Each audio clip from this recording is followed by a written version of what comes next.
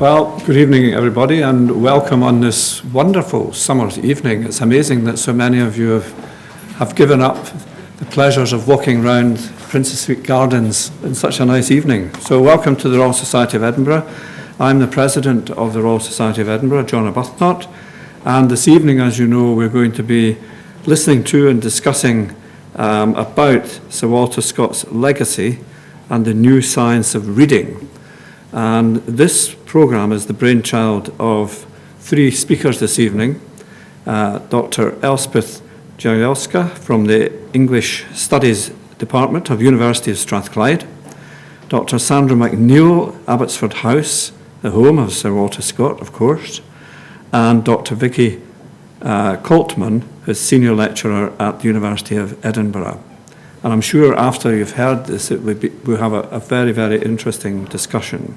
I think we can probably, well, maybe I should say a little bit about the Royal Society of Edinburgh, because not everybody here will be familiar with its history and tradition. It was formed in 1873, so it was formed 8 years after the birth of Sir Walter Scott. And I'm pretty sure that Sir Walter, in his early years, didn't think that he would become a fellow of this learned society, or indeed that he would become one of the longest-serving presidents. So as a predecessor of mine, he served for 13 years until his death. So he was a huge and towering figure here in Edinburgh, in the Royal Society of Edinburgh, as you'll hear, at a time of personal difficulty to him. So this was a very important function that he performed. And there is a marvellous portrait of him upstairs, and we're going to enable you to go up there and see the portrait after the discussion. And it's in the Scott Room, and the Scott Room is where the council of this society meets. And it's a very dominant position, and I don't think there is any member of the council who has not, at some stage during our meetings, looked up and said, what does he think of what we're doing?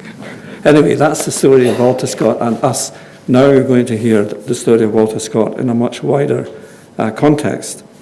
And the first speaker is Elspeth, and she's going to talk about how can science and history help us to share in Scott's work today. And that will then move straight on to Dr. Coltman, who will share some ongoing research with us on Scott and the genre of portraiture in text and image. And then straight on to the third speaker, who is Sandra McNeill from Abbotsford House, which was originally called Glarty Hoe Farm. So I think he changed it and raised the standard of this from the very beginning.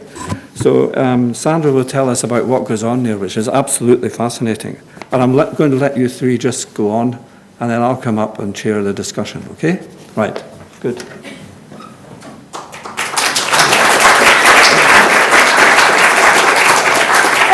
Well, I'd like to thank all of you for coming. I'd like to thank the Royal Society for hosting us this evening, and the President for chairing this event. I'd also like to thank for financial support the University of Strathclyde and the University of Edinburgh and Abbotsford House.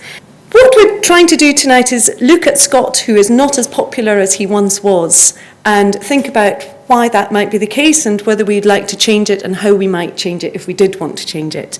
Just to give a little flavour of that discussion, this is an abridged and adapted version of Walter Scott's Ivanhoe, very, very radically reduced by Professor David Purdy, a great enthusiast of Scott's, which, when it was published, generated a certain amount of controversy that this was dismembering a great work. And among those who disputed the need for this were people who pointed out that Ivanhoe still sells very well. But it is also the case that it doesn't necessarily sell well to everybody. And for anyone who feels that there's a stake of Walter Scott in Scottish culture, there is a worry, I think, that he's not much read, and particularly by young people. So what I'm hoping to look at today is to think about whether looking at the way he was read in the past and what we currently know about the cognitive science of reading literature can help us think about ways to share him more widely in the future. Now, one thing to look at when we look at the past is they did read for the plot. So David Purdy's case is to try to make Ivanhoe readable for the plot. Well, Scott was enormously successful in his own time, and people like Byron certainly read him for the plot. But But he was also read for the very descriptions that get cut out in popularised versions. This is Ruskin, the sort of writer on aesthetics, great admirer of Guy Mannering, and it's the descriptions that he's picked out. So they're reading for the plot and for the descriptions, and it's the descriptions I'm really going to focus on, because the plots are still really tub-thumping. The plots are not a problem, the descriptions seem to be. And I think one way you can look at the way his contemporaries read his descriptions is the history of reading itself. These are two present-day scholars, but obviously present-day. Abigail Williams is at Oxford and Neil Price is at Harvard. And they've both worked on the popularity of anthologies in the 18th and 19th centuries, the degree to which people didn't necessarily buy all the volumes of Waverley. What they might have bought is a little selection of extracts and shared them with one another. This is a particularly popular selection of elegant extracts. And what you've got at the bottom there is a quotation from Shakespeare about how to act from Hamlet. And these people, I think, are at a school, and they're actually learning how to read aloud for friends and family with action. And it's all quite hammy by our standards if you look at the pictures. This one here is a miscellany which mixes poetry in with husbandry and gardening and other subjects useful to families. Right? So anthologies of poetry are like the family cookbook and the do-it-yourself book. They're on the shelf for the whole family to share. It's not a private, solitary experience. And I think that oral reading and that shared reading actually give us the key to a lot of what they liked in description. There's another two that were specifically of Scott, slightly later in the 19th century. This is two readers of Scott from the 19th century. They dip into Waverley. It doesn't say they necessarily read from start to finish. And there does seem to be a dynamic of reading for the plot perhaps on your own. That was a much earlier portrait of an earlier novel, but it gives you a flavour of that 18th century lost in a novel, solitary experience. With this image on the other side of the family reading, two children sharing a book there's another girl at a table, and alternatively all of them sitting round and sharing it orally together. And I think one of the key to the experience of description in Scott's novels is that you're reading them aloud, you're performing them dramatically, but for your friends and your family at home. So it's a very shared and intimate experience, and you're not doing the whole thing, right? You actually pick out what you want. They're not ashamed of picking out the good bits and just leaving the rest. There's no stigma attached to that. So why did they like these descriptions so much? Well, this one's from Guy Mannering, which in terms of plot really has it all. It's got a gypsy nurse, and it's got an astrological soldier, and it's got a disinherited heir. So it's really, there's no problem with plot there, and it's got some very, very long descriptions. Now, if you think back to Ruskin, what he said he liked about Scott's descriptions is that they were like paintings by Claude, this kind of painting. And so for Ruskin, reading this description is giving him something like seeing this picture, an appreciation of landscape. Right? This is a description of the estate which is taken away from the disinherited heir. And yet it's not quite like that, because it's not like the whole family going to a gallery and looking at a picture together. It's doing something a bit different to simply looking at a picture, reading this description. What I want to look at when we come now to the scientific evidence of what we know about vividness in description is to understand a little bit about what makes that a special experience if it's shared communally. So I'm now, there's at least one person here who knows about neuroscience, so I'm not going to interpret this in too much detail. But this is evidence from brain scanning by Layla Reddy, who's a specialist in the neuroscience of mental imagery. And one of the things that emerges from this research is the degree to which, when we imagine things, we use the same resources as when we see them, sometimes touch them, hear them. So you can see here at the top there's a line of perceiving things, and then there's imagery, perception and imagery. The top two are right hemisphere, the bottom two are left hemisphere. And along the bottom, from left to right, are faces, buildings, food and tools. And really what it just shows is the degree of that overlap is quite extensive. These are slides taken from work by Olaf Hauk, who's at Cambridge University, and he works in the neuroscience of language. So these slides are about imagining. These slides are simply about hearing words. And these are illustrating the overlap between performing an action and hearing a word that depicts that action. So it's emerging more and more that one of the things language can do is create an embodied experience of what it describes, right? You hear the word kick and you enact some of the motor responses that you would use to actually kick or to see someone kick. So description potentially can create these very rich embodied experiences. This is an extraordinary result to do with how we represent space in the brain. This is an experiment that probably wouldn't be ethical now, but involved a cat looking at this target, and then it immediately died, and the brain was analysed for nasty chemicals. But what it reveals is that there's almost literally a picture in the brain for this one. This sort of target pattern has been used in space in the brain to represent the spaces of the picture. So the language now has the potential to use all these resources and shape them very interestingly.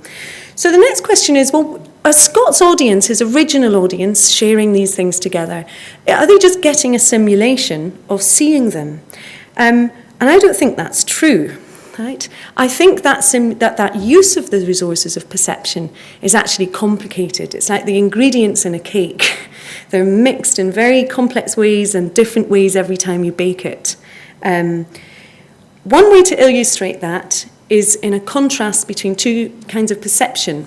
So we perceive faces to some extent differently from the way we perceive almost any other object. Because these faces are upside down, we're seeing them as objects and they look identical, and then I do the magic trick. And these are exactly the same images. They're the right way around now, but because they're the right way around, you're now seeing them as faces because you're using a different perceptual process. Objects, faces. Right? Now, this particular distinction is actually a really helpful way to understand the weirdness of literary description. Right? That it's not just using the resources of perception, it's really messing them up. That's just an illustration, again, of a deficit that some people have where when they see this picture, they only see the faces. They don't see the horses or the bushes or the rocks, just showing the separateness of those two systems. And some people only see the objects here, and they don't see the face. So they're two separate systems. And one of the things describing faces can do is mess around with that. We know a little bit about this from criminal work because eyewitnesses, if they describe the face of the bad guy, will often then have a worse memory for identifying him. Something about putting it into words actually makes them worse at remembering the face. So when you break up a face into words, you actually break it up into objects, really. And you don't remember it in the same way. So body parts are stored mentally as separate content, including the nose, the eyes, the mouth, whereas the face is stored holistically as a single unit. And language can actually mix those things up very interestingly. That's just to try and illustrate that point.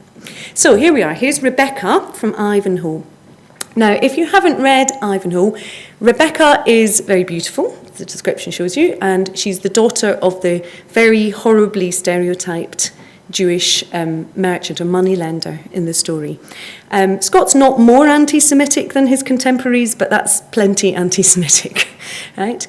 But the other thing that's happening with this representation of a Jewish woman is what the scholar Edward Said later called Orientalism, the characterization of whatever is Eastern as luxurious, probably treacherous, maybe a bit effeminate. So what Scott actually does with this description of a face is work very much against a vivid experience of really seeing a face, because he's broken the face down into lots of separate elements. And then he's attached each of these elements to a different sensual experience. The turban of the yellow silk and the darkness of the skin, as well as being an experience of luxury in the silk, those are experiences of colour, but also of touch. The silk is an experience of touch. The brilliance of the eyes, in Scott's day, a brilliant was especially associated with diamonds, but the superb arch of the brows, the concept of an arch might have all sorts of associations, I don't know that for sure, but to do with strength and ability and sustenance and so on. The aquiline nose that has been moulded, and he specifically uses the mold. This is Wellington, represented as close as possible to someone Roman, and that nose has been specifically moulded. So we almost become her sculptor. We become the person who's making her at that point. Her teeth are as white as pearls, her tresses are as black as sable, again, with sensual qualities which have nothing to do with hair and teeth. You wouldn't want to wear your teeth normally. But Scott actually brings those experiences into the experience of a face. So it's a beautiful face, but it's also a very complex orchestration of perceptual experiences that are nothing to do with really seeing and recognising faces, but they are to do with the body. So what could we do with that? Well, one thing is that this kind of very long, luxuriant description with complex experiences does seem to work well for Scots readers when it's shared and when it's read aloud and when it's the single focus of attention, when it's not actually just an obstacle in the plot to get you on somewhere else. So one possibility with using there is we're very used in music, for example, to the idea of reconstruction and performance. We're less used, I think, to the idea of reconstructing audience, right? But if we were to experiment with taking short extracts, reading them communally and sharing them, that might show us things about Scott that we've forgotten. You can also just use the sort of things I've been talking about to get people interested in Scott and description. But I think when we look at his readers, his sort of adoring fan base, and look at the way that they chopped the books up, stuck it into different elements, read out the bit they felt like and ignored the bit they didn't, maybe if we gave ourselves permission to do that a bit more, that would help him reach out a bit wider. Or alternatively, to take a book and read a little bit over a year aloud to a class, say, which would also fit with the way some of Scott's readers read. Thank you very much. I'm very glad to hand over to my colleague.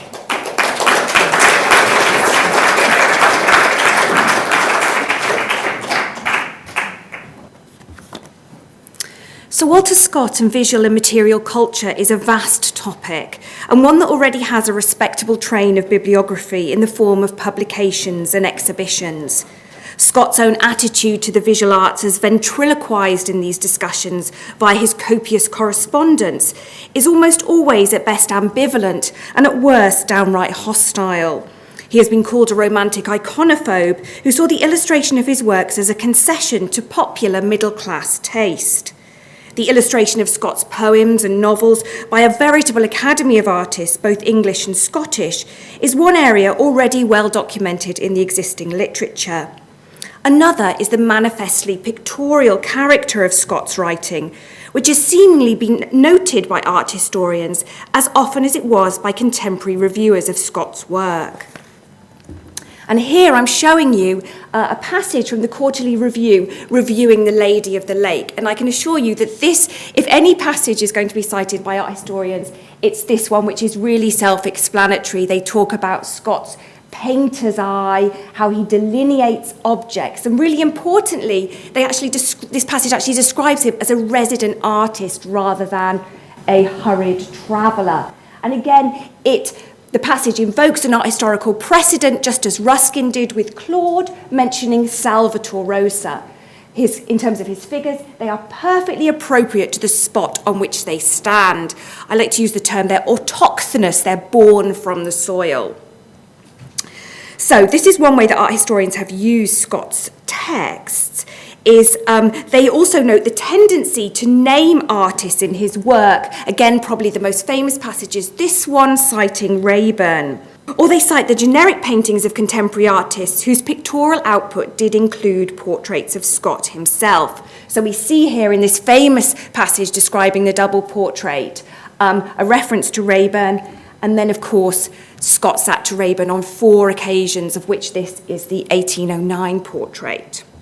So that's just to give you a very sketchy overview of what art historians have tried to do with Scott. And I've had to miss out an awful lot there, but these are the main things, it seems to me.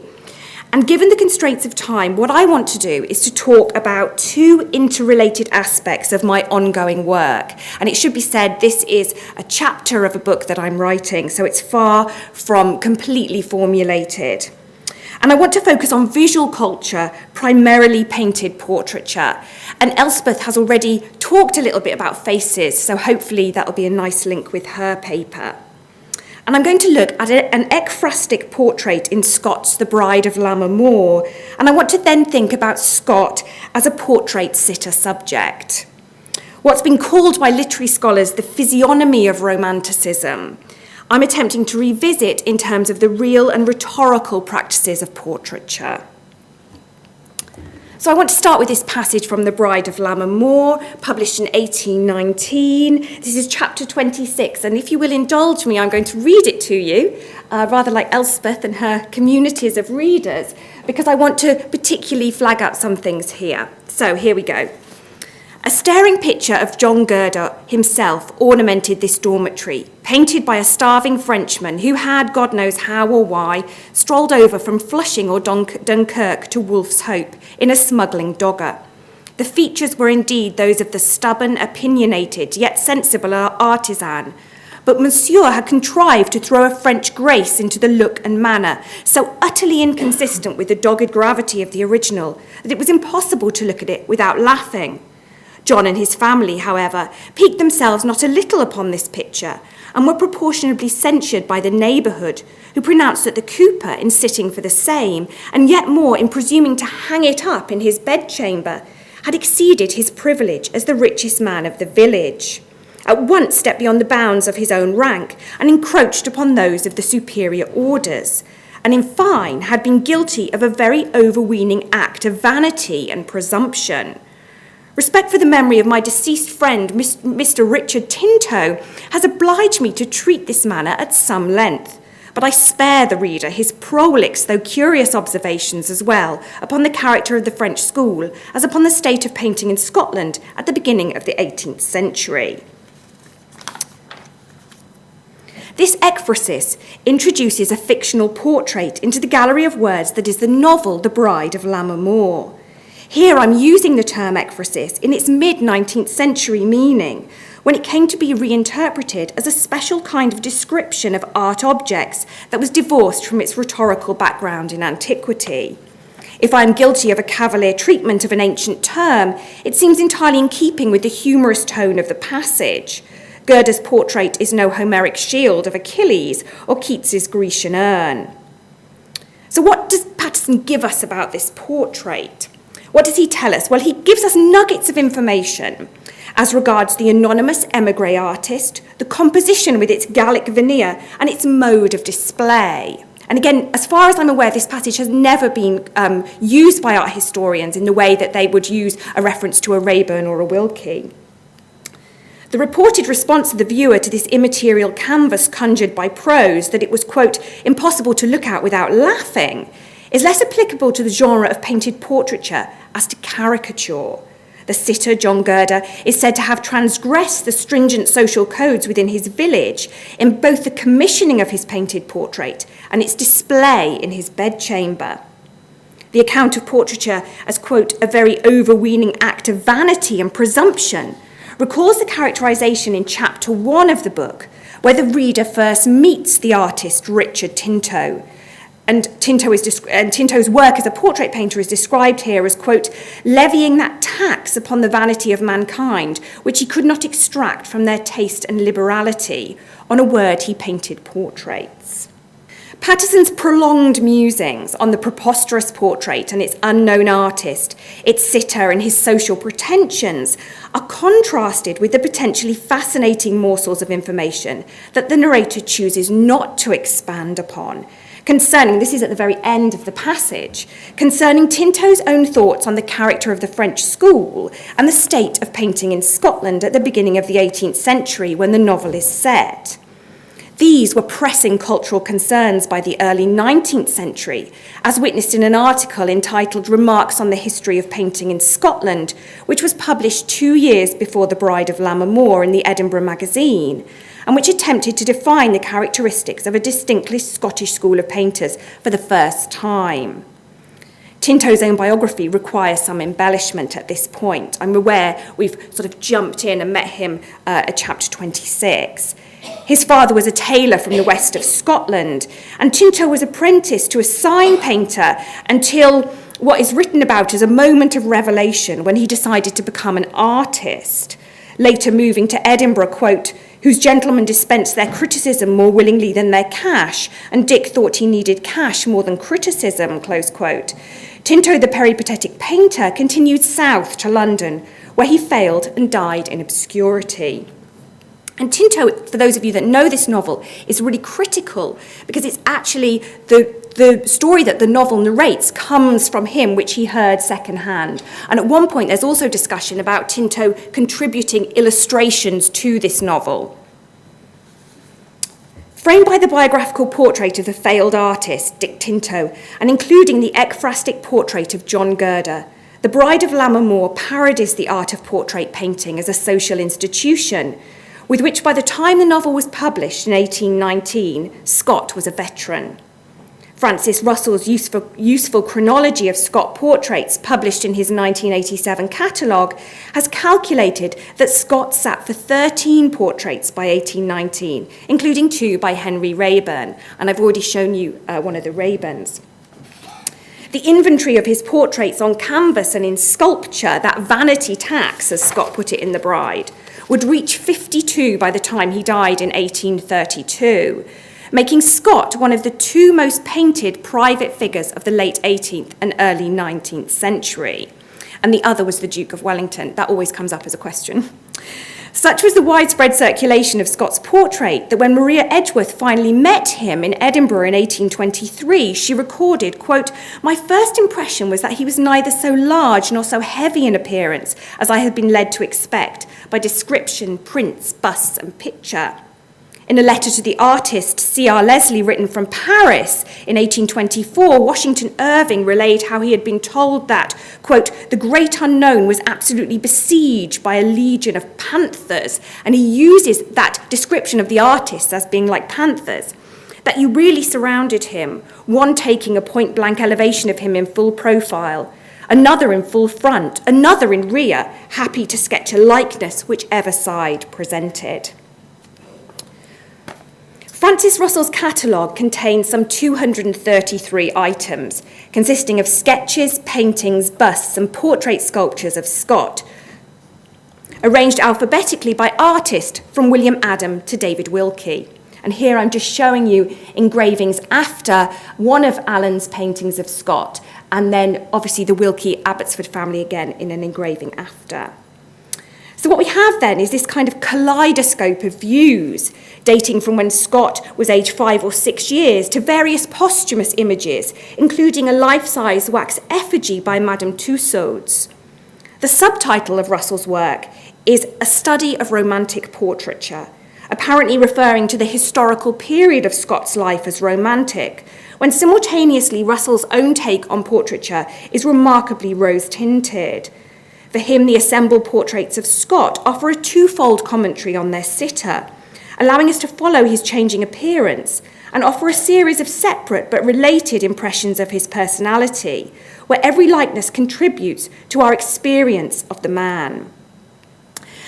And one of my problems really with Russell's empirical view of portraiture is that he sees these portraits as offering unmediated access to the real Sir Walter Scott, whoever he may be. And this is something that I am trying to problematise in my thinking about painted portraiture in terms of it being a rhetorical process. So Russell's view of portraiture in terms of this real Sir Walter Scott might be contrasted with the observations of one of the artists, C.R. Leslie, who finally painted him in 1824. In a half-length portrait commissioned by George Tickner, which is now in Boston. And again, for my purposes, this is quite a striking image and a striking commission, because this speaks to Scott's transatlantic reputation in the early 1820s and how that was being materialised in portraiture. So prior to producing this image, Leslie wrote in 1820, quote, "All the portraits of Scott I have seen are somewhat like him, but none of them very strongly so." So again, this issue of likeness, which is often very slippery in terms of when the viewer or the sitter subject comes to view themselves. Scott actually wrote to his cousin in 1826 that this very famous portrait by Lawrence is, quote, "a very fair one, and makes me think I have been a very ill-used gentleman on former occasions." One of the oil on canvas portraits of Scott included in Russell's catalogue, but actually I don't think as well known as, say, the Lawrence or the Raeburn, actually capitalised on Scott's status as a seasoned portrait when it was painted in 1828. So the artist is James Northcutt, who is probably best known to art historians as a former pupil and biographer of Joshua Reynolds. There's not really been a sustained amount of work on Northcutt as an artist in his own right. So, on a first glance, it is a double portrait. A self-portrait of the artist shown armed with a palette and brush at work on a portrait of Scott, which he is sitting in Northcutt's London studio. Installed on the bottom right of the canvas, I'm sure I don't need to point this out to you, but I'll imagine you're my first year. So here is Northcutt in his Titian cap. Northcutt represents himself standing before an enormous rectangular easel. Canvas. The canvas is elevated on an easel that corresponds with Scott's eye level and extends beyond the right-hand vertical frame. Scott's portrait emerges in the bottom left of the canvas within a canvas. Scott the sitter is shown seated with his back to the shuttered studio window in a three-quarter view to the external viewer. This, in turn, is captured on canvas by the artist as a full frontal view, with the fingers of his right hand resting on his chin. And again, these kind of multiple views on one canvas reminds me of that quote from Leslie. On a table next to Scott are some of the accoutrements with which he is regularly attired and cast as an author in his earlier painted portraits, including that by Lawrence, a book, a paper, and a quill in an inkwell. And the original canvas, of which this is a reduced size copy, is unfortunately lost. And we do have this copy, which is in Exeter. And we know it was commissioned by Sir William Knighton, Keeper of the Privy Purse to George IV. And again, because of the constraints of time today, I can't say very much about that triangulated relationship between sitters, commissioners, and artists. But if we imagine there is another presence in this canvas, who is the person who commissioned the canvas. Like Scott citing the painted productions of a Raeburn in his literary works, Northcutt includes his own portrait in that of Scott, which is actually a double portrait or a triple portrait, depending on where you want to go with this, to bask in the reflected representational glory or the cultural capital of his celebrated sitter. In the artist's own words, quote, "I thought it a great honour to be on the same canvas with Sir Walter." At the Scott Centenary exhibition held in Edinburgh at the Royal Scottish Academy in July and August of 1871, 129 portraits of Scott were exhibited, showing him from the ages of 6 to 60. A review of the exhibition published in Harper's New Monthly magazine the following year noted, quote, "There were two Sir Walters, according to the eye that looked upon him. Some have painted the courtly baron in fine raiment, surrounded by luxury and grandeur. Others have given us the rough Scotch countryman with all his stumpiness of form and rude strength of feature," close quotes. And I would suggest that Northcutt's 1828 portrait of Scott visualises two related Sir Walter Scotts on a single canvas, the experienced portrait sitter and the renowned portrait subject. If the portrait of Scott by Northcutt is what we might designate intervisual, being a double portrait of Scott, the literary celebrity, with a self-portrait of the artist, capitalising on that celebrity, an equally striking intertextual episode occurs with the reappearance of Richard Tinto in Chapter 1 of Scott's St Ronan's Well of 1824. Here, the failed artist, familiar from the earlier Bride of Lammermoor, is in the landlady Meg Dodds's eyes recast as the celebrated Dick Tinto, who had repainted her sign at the Climactic Inn, which, we are told, quote, had become rather undecipherable, and Dick accordingly gilded the bishop's crook and augmented the horrors of the devil's aspect until it became a terror to all the younger fry of the schoolhouse and a sort of visible illustration of the terrors of the archenemy with which the minister endeavoured to impress their infant minds. If only I had an image to show you of that, but I'll leave you to imagine it. Thank you.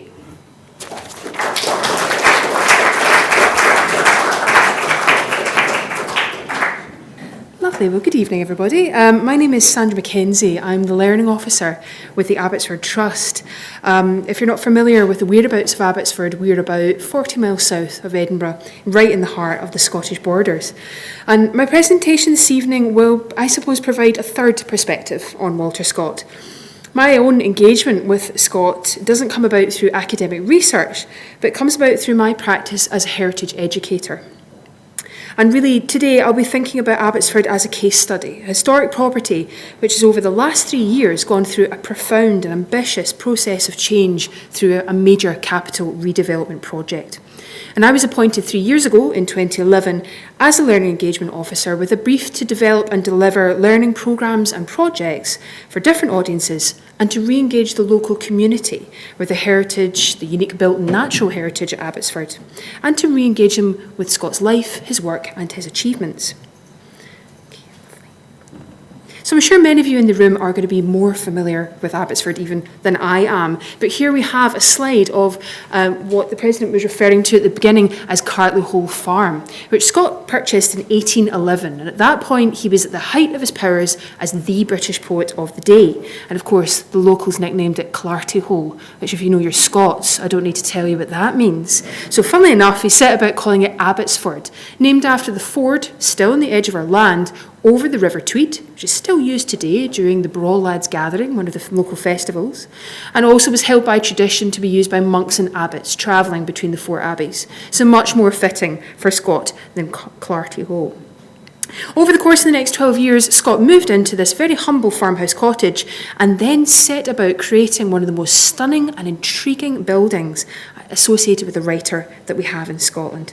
And I think we're blessed with many writers' homes, buildings associated with great acts of writing labour, but I think few are synonymous with their creator in the way that Abbotsford is.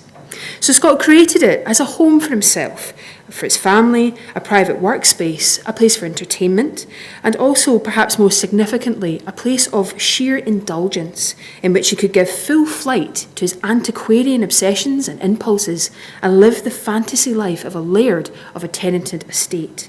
Remembering, of course, that his major profession, of course, was in the law, and he spent half the year in Edinburgh, resident in Castle Street, and then half the year down in the Borders. So a real contrast of the Society of Enlightenment Edinburgh and the Borders at the end of the early 19th century. So Abbotsford was created in 3 distinct phases. We have the farmhouse cottage, and you'll notice that we have this very rustic building with a very strange classical style portico just here, which he added initially. And then he moves away entirely from that phase of architecture. He worked with 3 different architects over the course of the 12 years. First of all, William Atkinson, who was by and large responsible for the expansion of Abbotsford, and then Edward Blower, who helped him intriguingly to Scottify the building. There was never any explanation given of what he meant by that. Make it more Walter Scott-like, or make it more Scottish in nature. But you can see from this watercolour that you can still see the farmhouse cottage, but you can see something much more intriguing is starting to happen. Some sort of medieval building is emerging, inspired by castles and abbeys and churches. A real fantasy, but a specific one, based on actual examples.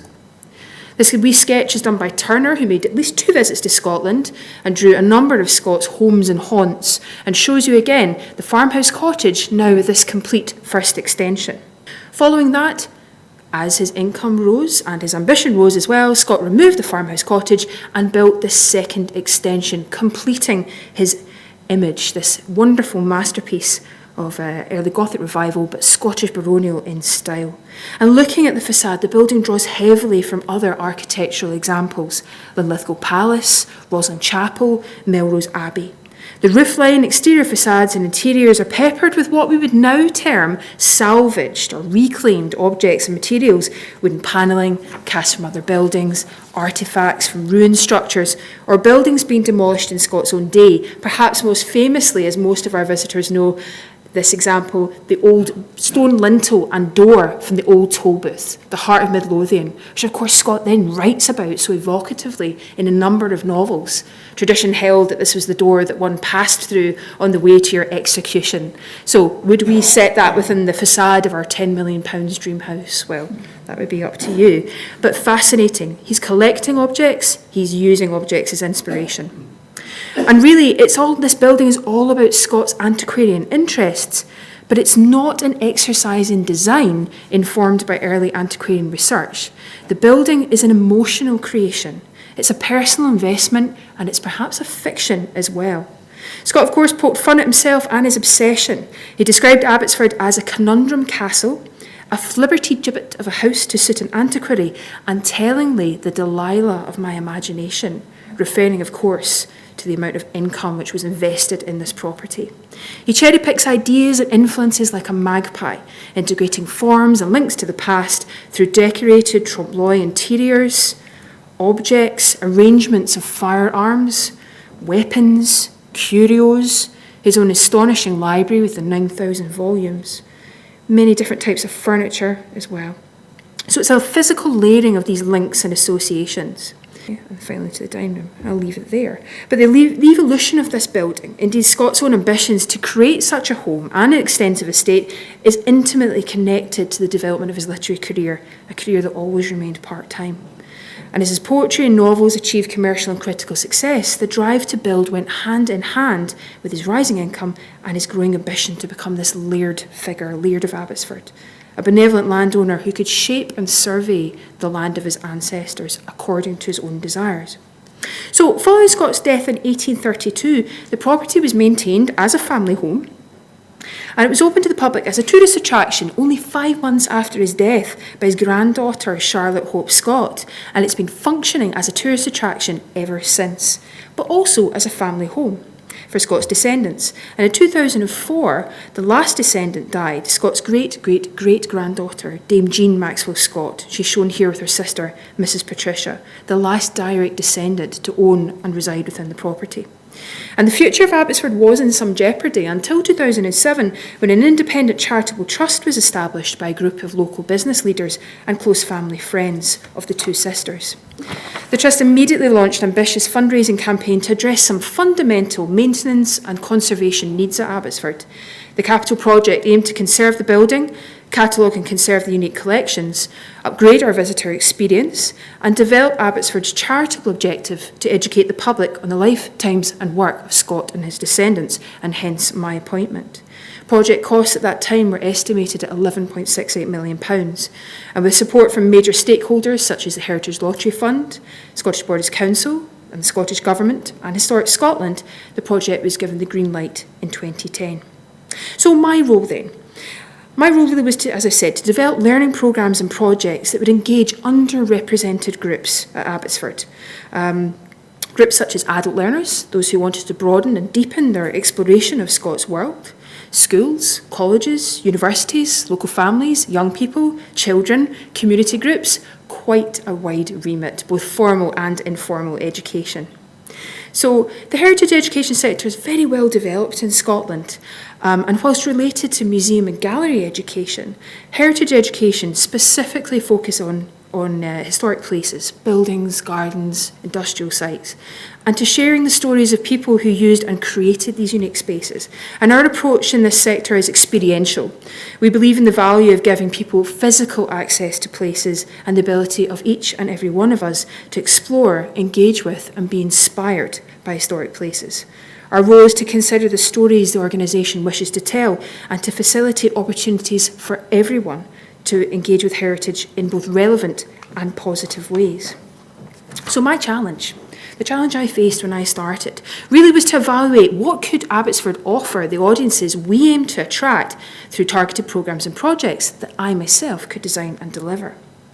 Prior to my arrival, Abbotsford had absolutely no formal learning provision at all and was failing really to attract these audiences I've outlined, schools and young people and so on. Those who did, such as Vicky, who bring groups of students for learning purposes, really, to my mind, were enthusiasts who had an absolute passion for Scott and the confidence themselves and a good knowledge of our collection to make links between the building, what could be seen, and ongoing coursework or units of work. The local population within the borders have an extremely strong emotional tie to Scott and a real sense of ownership over this figure. But to my mind, this was not fully explored or made available or shared really with younger generations. The why. Why should we care about this figure? We were effectively missing a major connection with our local community. And at that time, I would say the organisation did not yet view itself as a place of learning, a place that could facilitate opportunities, something which seems so simple, but really does represent a very fundamental shift in how an organisation understands its social role and the inclusive principles underpinning heritage. And what I really came to realise was that our previous audience, which we wish to retain, by and large was restricted to those who had familiarity with Scott already, whether through reading as a child or an adult, a member of the local community, or those who visited as part of a group from overseas, of which a great proportion of our visitors are. So I set out my market research. I went to speak to local teachers. I wanted to know what they needed from a place like Abbotsford, and it revealed a very interesting set of issues. Many teachers, after discussion, expressed guilt about a personal lack of knowledge or what they felt was a lack of awareness of Scott. In contrast to other great writers, also, I would say there was, and still is, a glaring lack of teaching resources readily available for the educational sector. Google for Burns, for example, and you could be there all year, wading through fantastic material for teaching.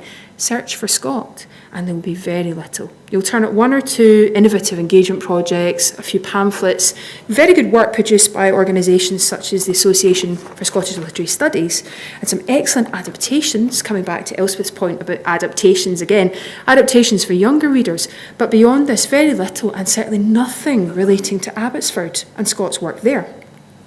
Local teachers were also very conscious that this resource was on their doorstep, but they were unsure how or why to link classroom teaching to a heritage place, a common barrier around heritage properties in general, which is improving all the time. So the question seemed to be, how could the site support them to open up and explore Scott for these different age groups?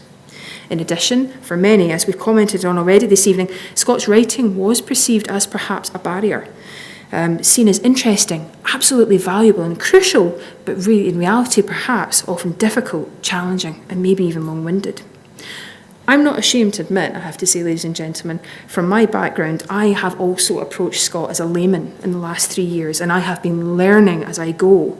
And I think this experience actually served me very well, going out and speaking to others and discussing their thoughts, feelings, responses, and their anxieties, and really thinking it through from my audience's point of view.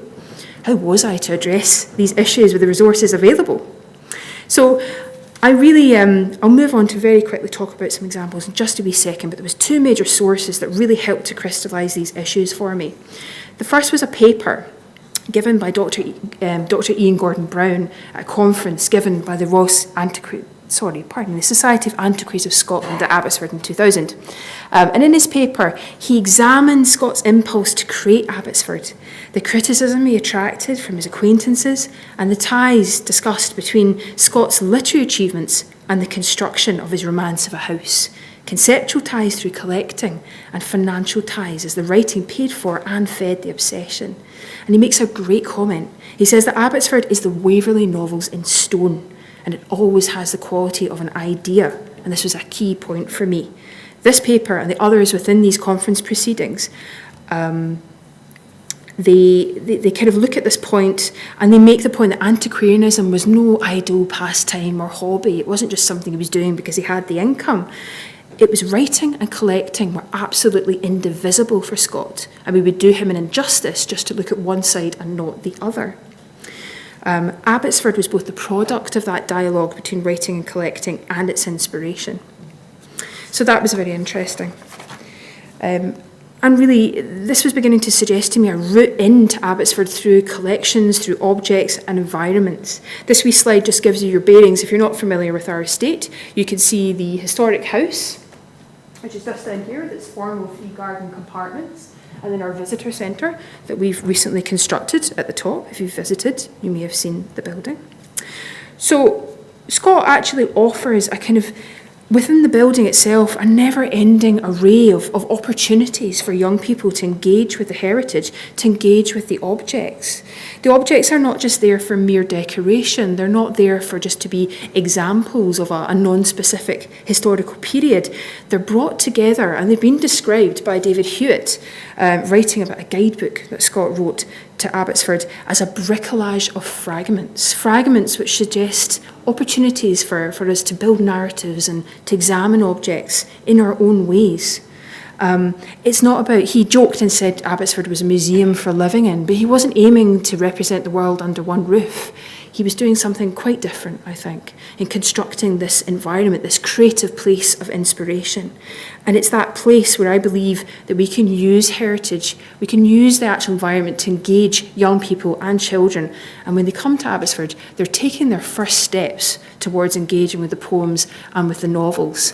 It's not a quick fix, it's a long-term audience development aim. So just very briefly then, because I am running out of time, just some of the examples of what the work that we've been doing in the last 3 years.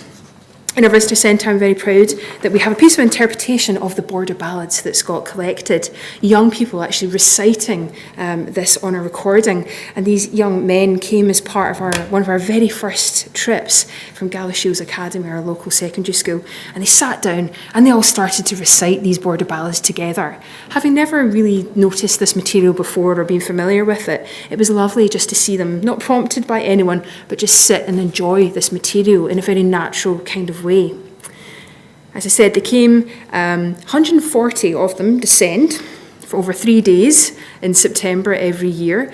And when I first started at Abbotsford and I asked the children to put their hands up and say who'd been before, I think 4 put their hands up. 3 had been to a wedding, 1 walked on a path.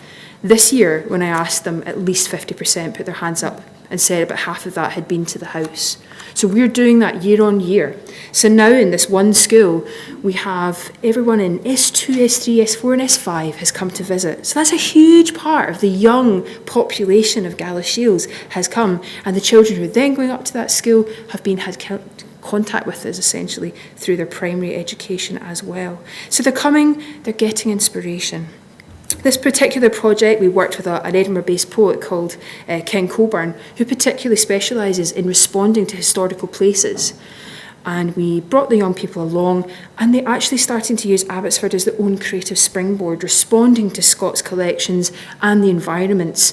And the whole curriculum, the whole emphasis of the curriculum now is, of course, children's own experience, first-hand experience, not just learning about writers in theory, but actually carrying out that practice themselves. They had a really good time. And then a project, part of our kind of engagement in our capital project, was a project with a local primary school where every single child in the school got involved in a design intensive day to create a new play trail for us out in the grounds. So nobody would have thought several years ago that we would be doing something like that, but it's made a huge change in the local community. And almost everybody in this small village called Tweed Bank has been to visit Abbotsford, where they probably never would have set foot before. So such a small thing can make such a fundamental change. And from there, these children all know the name of Sir Walter Scott, and curiosity has been fired. Similarly, even this morning, I had a nursery class, which was the youngest I've had yet. So that was great. So I suppose for me, really, it's about a spectrum of engagement. For me, a measure of success is, does even a child who's 3 or 4 go away knowing the name Sir Walter Scott? He was a writer, he built this fascinating place, and they will return and return again and return with their family. So whether it's an adult attending an evening lecture, exploring something in great depth, or a 5-year-old, we have this whole spectrum of ability now opened up at Abbotsford. I'll just finish very quickly on one particular project that I really enjoyed, which was October last year. We were very fortunate to do a collaborative project with the Scottish Chamber Orchestra, in which they provided composers and musicians, and we worked with every primary school in Selkirkshire, which was about 200 children. They came to Abbotsford, they got inspired, they heard some selections, some verses from Marmion, and then they actually worked with a composer to create their own songs commemorating Flodden. So using the historic environment in a very focused and a very active way. So it was fantastic. It was really great to see the house just alive with children and their questions and their thoughts, really bringing this alive in a new way. So I think I will probably leave it there, and thank you very much.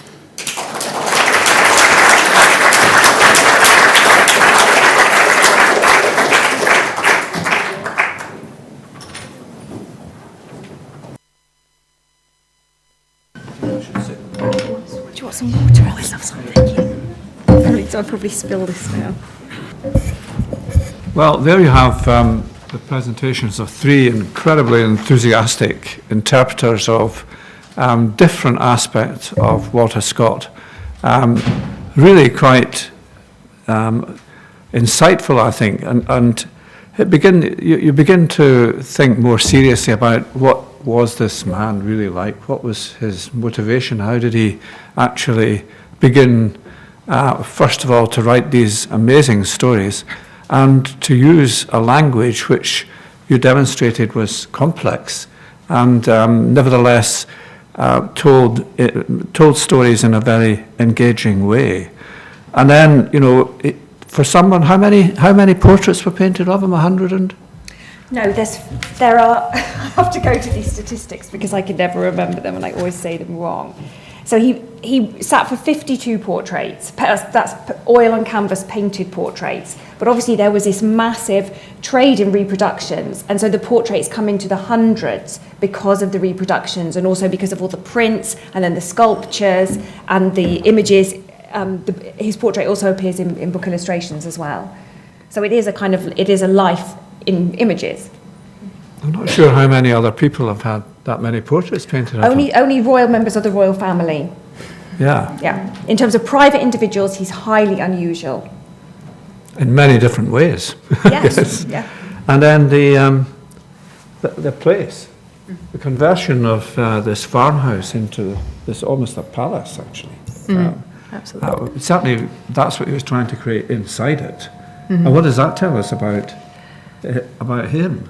I'm not asking you now, but during the conversation, I think these are kind of things which I think would be fascinating to discuss. So who would like to ask the first question? I should say these meetings are all recorded. They will be on the website of the Royal Society of Edinburgh.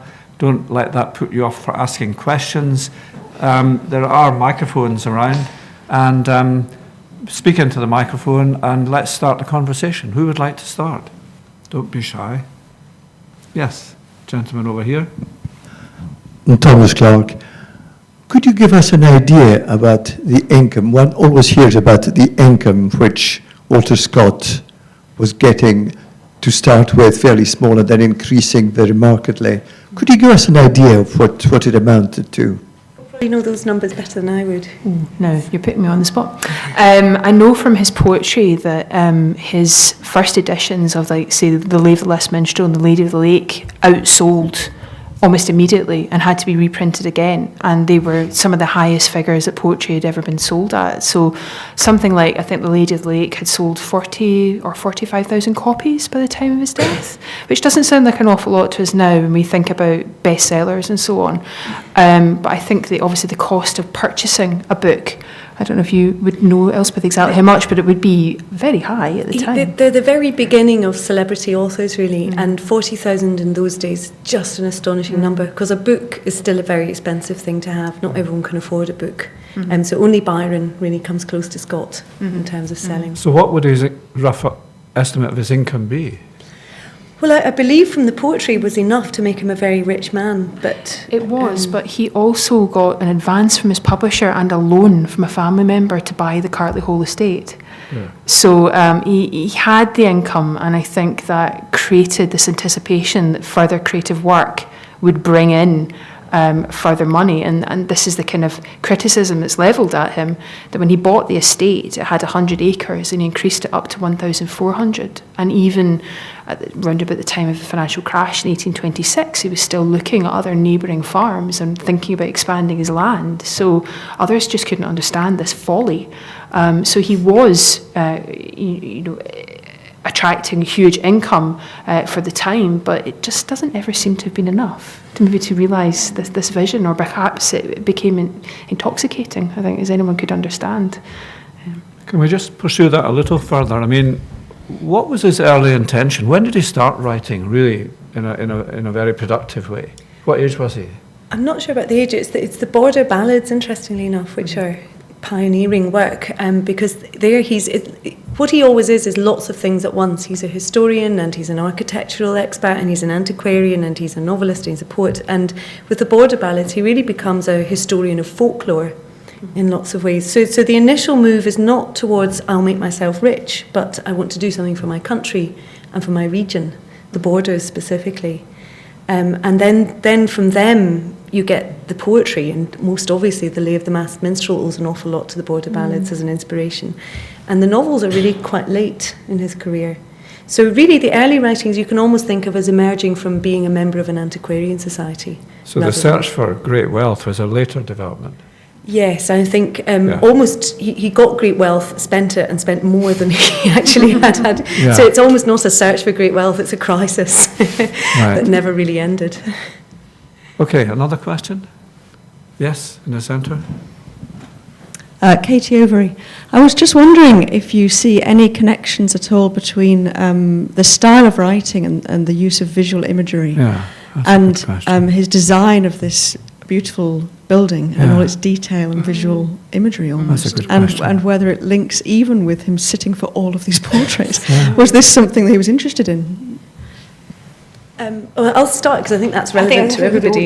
You start. So, yes, there's a wonderful interaction between the Gothic as a set of visual ideas and the Gothic as a literary genre. And he certainly enjoys that. He's not a Gothic writer, but he owes an awful lot to the Gothic novel. The Gothic novel was basically Hammer House of Horror for the 18th century. But it was set always in abbeys and Catholics. Catholicism is definitely part of that atmosphere of the scary and the sinister if you're Scottish. So his enjoyment of the Gothic novel and his use of Gothic literary ideas is completely, you cannot disentangle it at all from his love of real Gothic buildings, particularly in the borders or like Roslin. So I think there's lots of relationships, but it's not a single relationship. The Gothic is one, landscape is another, portraiture is yet another. I think that interplay is happening all the time, but in different ways. I was just going to ask, Vicky, could you tell us a little bit more about the link between the portraiture and the other creative activities and skills that he had? I mean, he presumably had an absolute committed interest in art. Well, apparently not.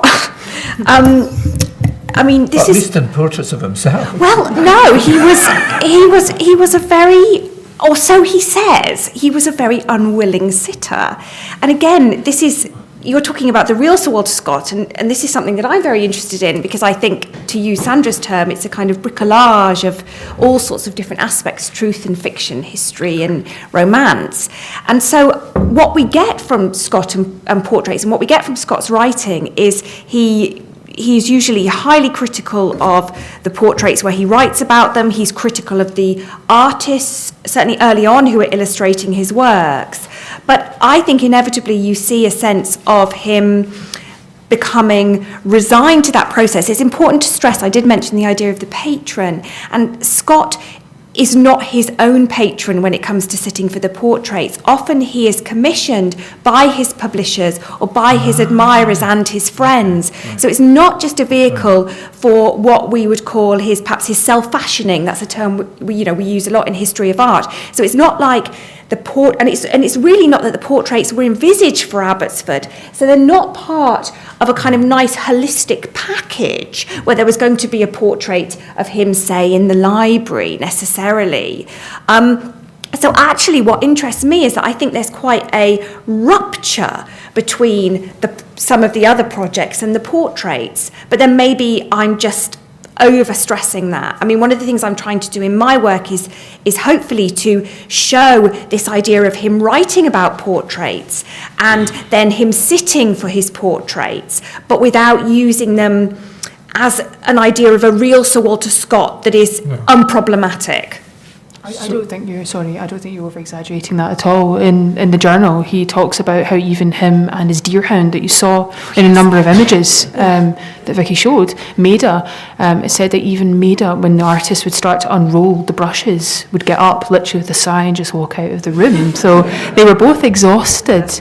And it always fascinates me that idea of the currency of his image. I mean, the image I started at the beginning, the Chantry bust, which now sits in the library, which was given as a gift to his wife, that was the most pirated image of Scott known, which is just remarkable. And he's so ambivalent about his own fame and the currency of that image. He wants it, but he doesn't want it at the same time. It's a very modern malaise, I think. Just to say something about the Chantry bust, because it's actually a really good example, is that was commissioned, that was produced without without commission. So that again is to do with Scott's celebrity, that Chantry would commission a bust. And I mean, a portrait bust can take 9 to 12 months to carve. And so that was commissioned without commission. So Chantry was already aware, a little bit like Northcutt, he was making a kind of professional investment in this man, Scott. But it is very interesting that they were making this professional investment for themselves as artists to someone who seemingly was quite anti-art or denigrated the visual arts in lots of ways. Sorry to jump in. No, it's just, I mean, in modern times, this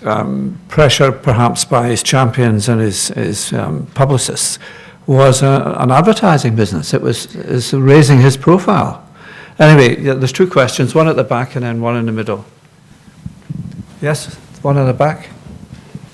My name's Eddie Small. If I were starting a new bookshop today, can I ask all four of you this? Would I put Scott's material on Scottish literature or British literature? And if he were around in September, which way would he lean? What was the second part? Sorry, I didn't quite catch the second part of the No, question. you don't want to catch Oh, I that. see. The referendum. Oh, well, we know that. He was definitely a unionist. Yes. He was a Tory all the way. Right, okay. So he's a very interesting sort of romantic patriot of Scotland who didn't want Scotland's political status to be changed at all.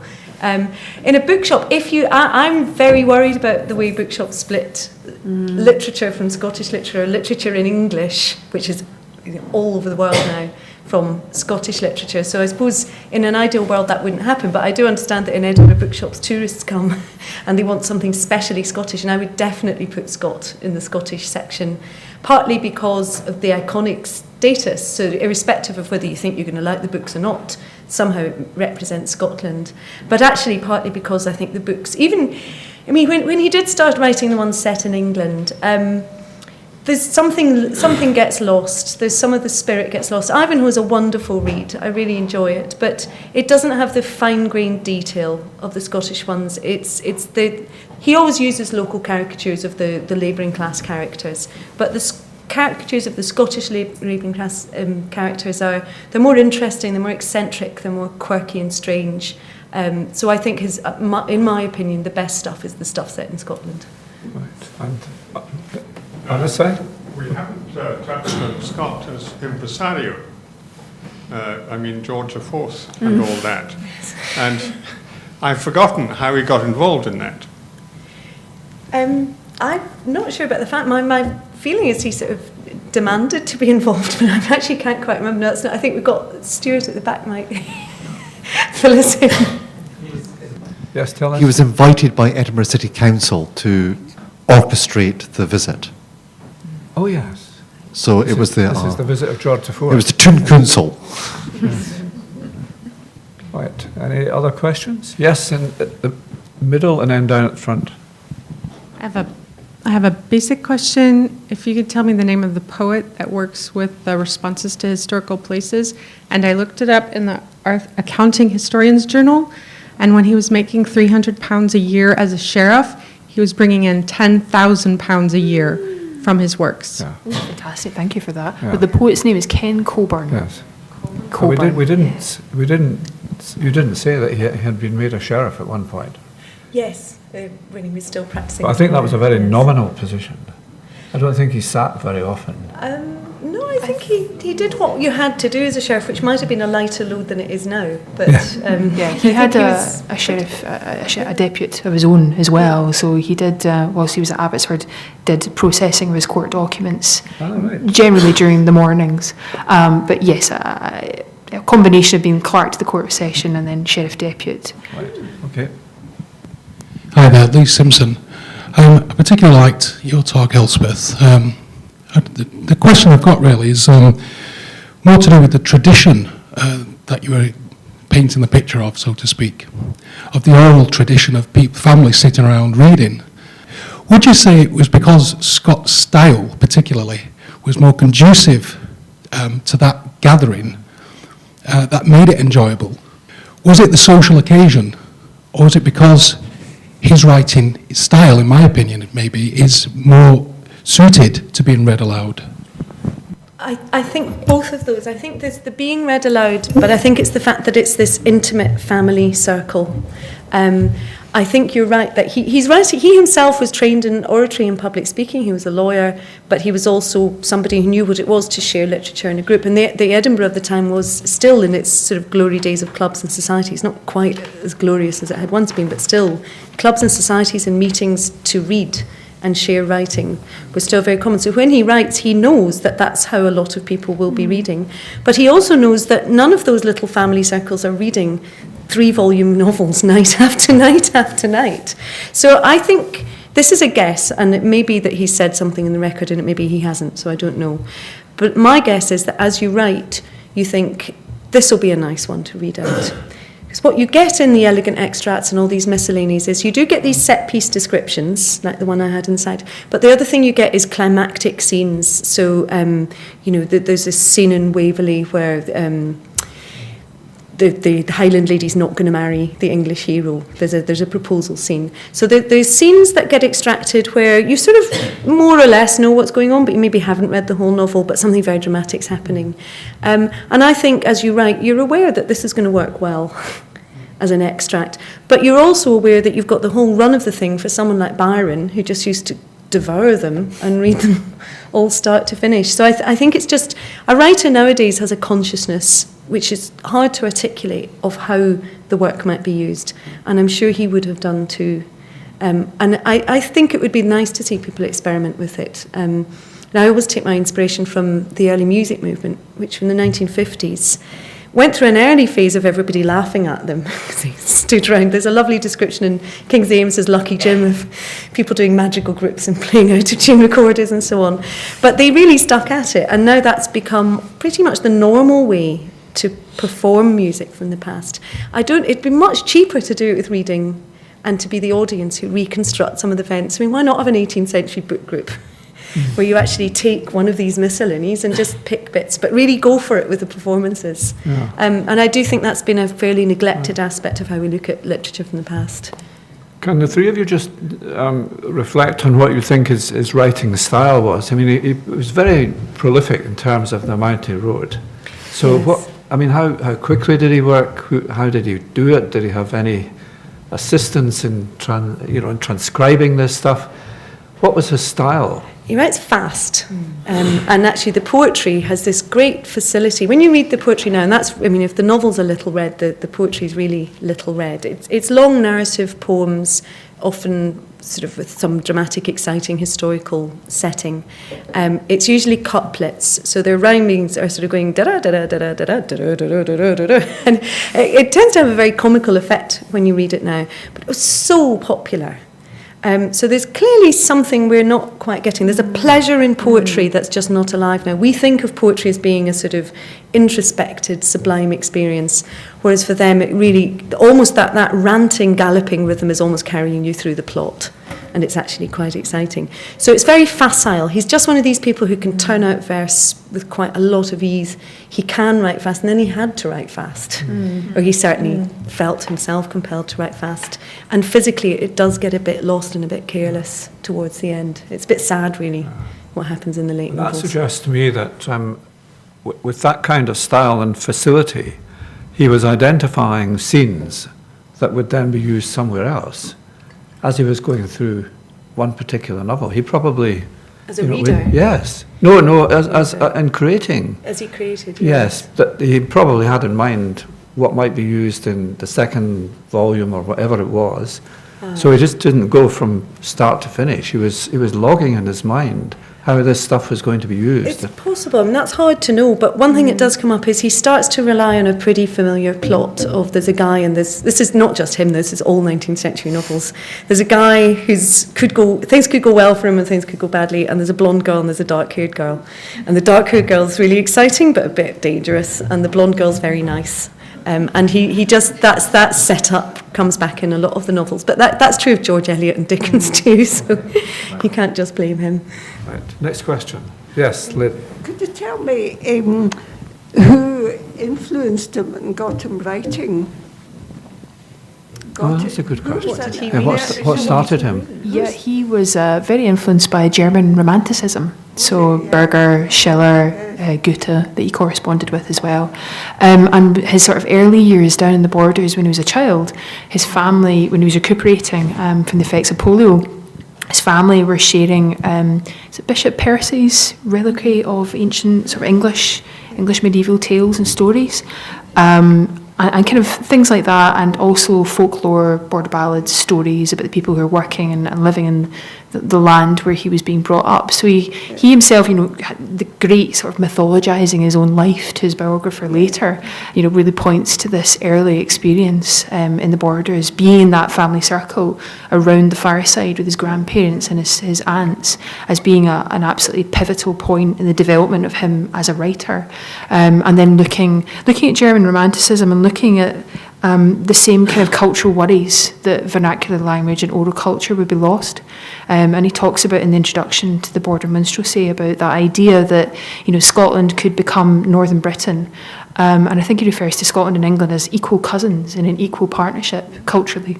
That both should be allowed to celebrate their own culture and preserve their own culture. So it's, I think those are kind of some of the early sort of romances and ballads and things. His schooling, do you want to tell us a little bit about that? So he was taught to read by his aunt down in the Borders, and then when his grandfather died, went back to Edinburgh and went to what's now the Royal High School of Edinburgh, and then also spent time down at Kelso Grammar as a kind of young teen recuperating from illness. Illness seems to be, I suppose, in the 19th century, that great narrative, the kind of accompaniment to life. There's always illness within there, but it certainly seems to be within his life as well. And then went to Edinburgh University, I believe, to study classics at the age of 12, and then returned again to study law later. So it's a fairly conventional, I think, educational path that he took. Right, yes. John Robertson. Today I spent a lovely day in Abbotsford, and I commend Sandra on all the work that has been done in that area. I'd like, however, just to raise one question. You touched on it in your introduction. The matter of abridged versions of Scott. We certainly all experience difficulty in persuading young people that Scott is genuinely readable. Where do you stand on the Purdeyisation of the novels? That's a good idea. For me personally, anything that increases access is to be applauded. And I think as well, what else was suggested, that in Scott's own lifetime, people were abridging, selecting. Scott's novels were being made into, operas, music hall. I think he actually preferred music hall productions to operas. So the idea of adaptation within his own lifetime, it was very valid. And he was, a master of popular culture in that sense.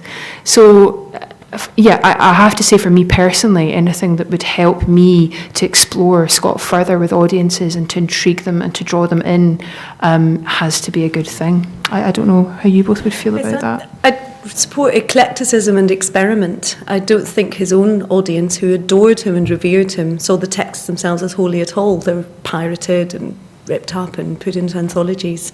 I just think it should be more upfront. I think that book could have advertised itself as an adaptation much more boldly, and concluded with, and now you might want to read the original or you might not. So I think being very honest and open about the experimentation and the cutting up and the eclecticism is definitely the way forward. And it's not a failure if some teenager decides that they really like the proposal scene from Waverley, but that's fine for them. They don't want to go on. That's not failure. That's a huge step forward. So any degree of access at any level is, but be bold and open about the experiments. Don't apologise for it. So I think it's a shame that particular adaptation, partly because of press coverage, came over as, we all know Scott's really boring and there's no chance any of you want to read him, so this will just about sugar the pill. I think it would be more interesting to be really openly creative about it and say, I've done it this way, what do you think? How would you chop up Ivanhoe if you wanted to? You want to comment? Only insofar as, based on my own experience with my undergraduate students and my postgraduate students at the University of Edinburgh in history of art, most of whom have never read Scott. And so when I teach aspects of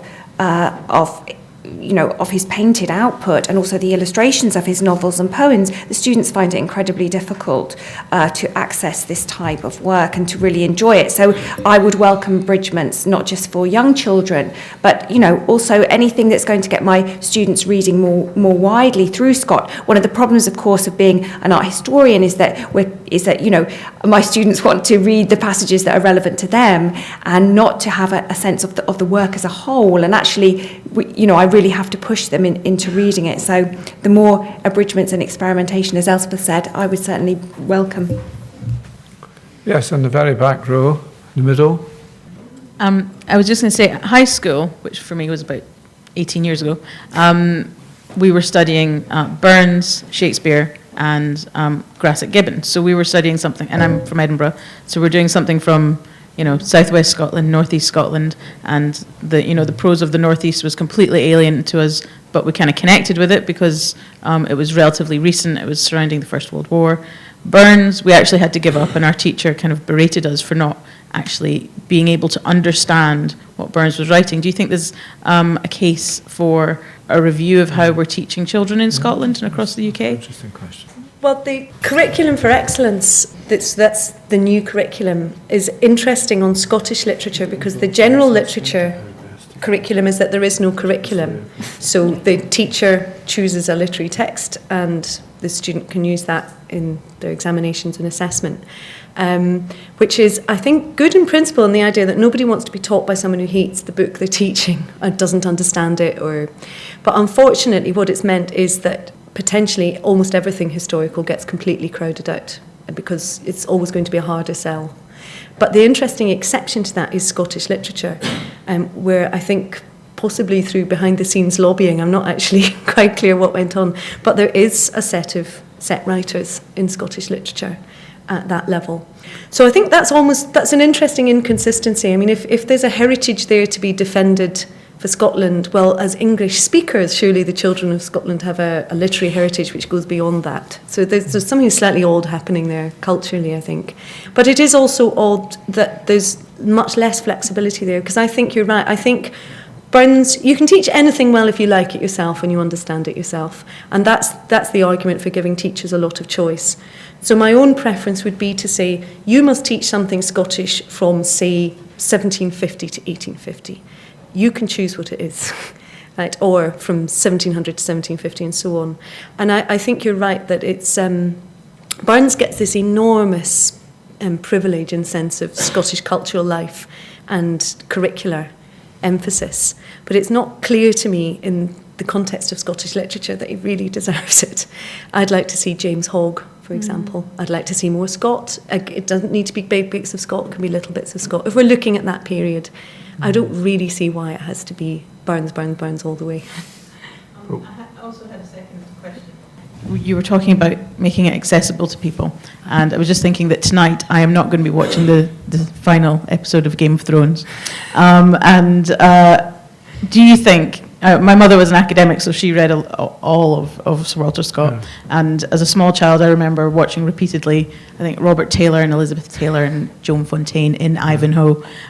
Do you think that Sir Walter Scott could maybe be brought to new generations through something like a Game of Thrones style TV series or film? Because all of my friends who've started watching it are going back to these Game of Thrones books, which I look at and I just go, I can't read it.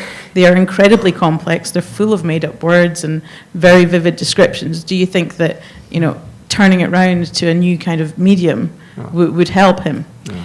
The whole film-to-book marketing thing, I don't know that discussion in detail, but as far as I know, what happens is you can sell books off the back of a popular film, but you can't get people to read them. So a lot of people will go and see Romeo and Juliet as a film and love it and go out and buy it and stick it on a bookshelf. So I'm all for having the films just because they're fun. And my Ivanhoe was the Anthony Huntrys one on BBC television. So, we've all got one. And Ivanhoe is just great for that. But fine, make a film and have a go at getting people to read the book. But I wouldn't bank on it as a strategy, really. Right, we're moving out of time, but another 2 questions we can take. Who would like to? Yes. Another question from the centre here. You mentioned that he was corresponding with some German writers. Which language did they use? That's a good question. I know that Scott took German lessons to enable him to translate from the German text into English. So I couldn't say for absolutely sure, but it could have been German or it could have been English. I'm afraid I actually really don't know. But I'd imagine he would have had a fairly, being involved in translation work, he would have had a good enough grasp. That's one for the homework list, I think. A lot of people in those days did not speak English at all on the continent. That's right. And French was the lingua franca. Mm-hmm. And I was wondering whether it was... that, because we hear about Napoleon having one of his books in his pocket all the time. We hear about a lot of the German composers, but I'm sure that it wasn't in the original English that they read these. I was just wondering. No, it's a fascinating question. Thank you. Yeah. Last question. Who would like to ask the last question? Yes, gentleman here. My question's not particularly clear, but it's related to the brain research and the faculties of listening. I wondered, is there a possibility that modern consciousness is unable to receive building images via hearing, which has to be a different faculty from what we're more used to, which is receiving images through a visual manner? His work seems very rich, and maybe it's a different process to build up an internal picture when you're reading a book through words rather than the overstimulated being presented through the eyes. Is there any connection with the brain research and that area? There will be, but I don't know it well. But what I think is likely is that it's more to do with practice than with a sort of deep-rooted change in brain function due to a different environment. That Scott's readers had fewer sources of entertainment. You work harder for your entertainment if there's no alternatives. You can tell that from lots of biographies of people who lived in totalitarian regimes, who worked very hard indeed to write out novels by hand because there was nothing else to do. Whereas when you've got many, many competing sources of entertainment, that motivation's not there. So if you grow up in a culture where it really is just about the most exciting thing to happen to you, that there's a new Walter Scott novel, you might well just have much more practice at doing it. And practice, I think, would probably be more relevant than a sort of generalised change in response to visual stimulus. I don't know what you would think, Vicky, because you know more about visual culture than I do. I do think it's a really interesting question, and one of the things that I'm trying to think about is, this is not really answering your question, but this is just to kind of throw in some thoughts, is that where we have these ekphrastic passages, so like the description of the double portrait of MacIver and Waverley, those are images which are never represented by artists, if that makes sense. So the pictures in Scott's novels are never pictorialised by artists, if that makes sense. They take other passages. So for me, there's something really interesting going on, which is how you create something material from words, and that relationship between words and images is something which is kind of fascinating, but is something I think we find it very difficult to imagine back to these readers and how they did this. And absolutely a critical part of it was what has already been discussed, which is to do with the oral dimension. So I suppose I'm interested in the translation of words into images via sounds, if that makes any sense, and how that works as a process and what is gained and lost within that chain. I think one more thing is just worth pointing out briefly. This is very recent research. This is research that's coming out now, being debated and reinterpreted, and new experimental work's coming out all the time. So where it's all going to look in 10 years' time is very hard to tell. It would be hard to guess what we'll think 10 years from now about the relationship between mental imagery and description and vividness. Well, ladies and gentlemen, I have to bring this to a close now because we've had our time.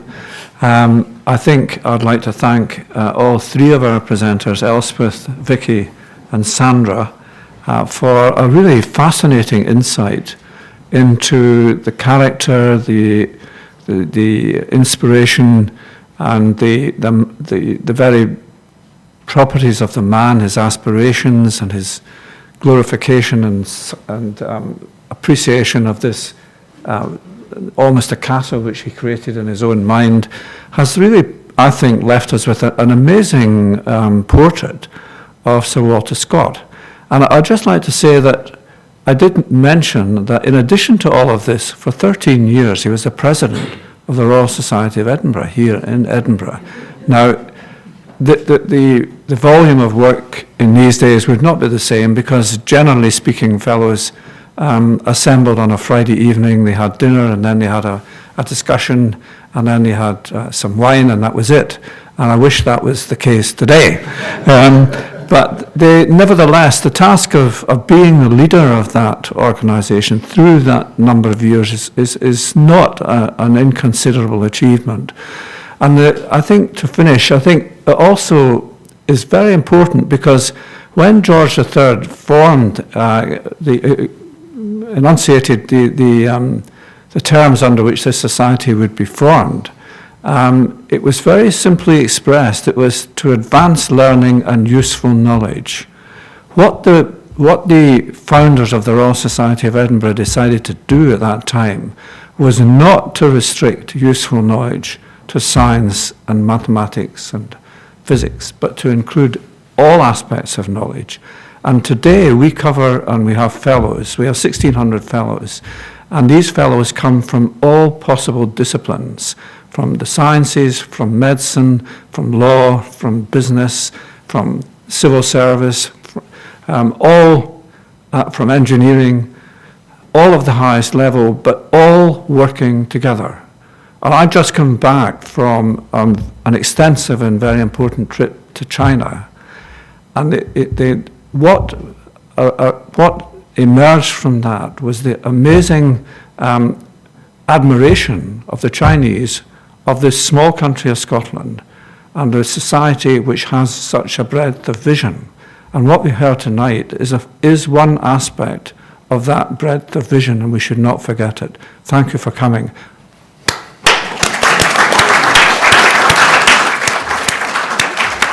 There is, by the way, there's wine to be drunk, and there's also a visit upstairs to see the man himself.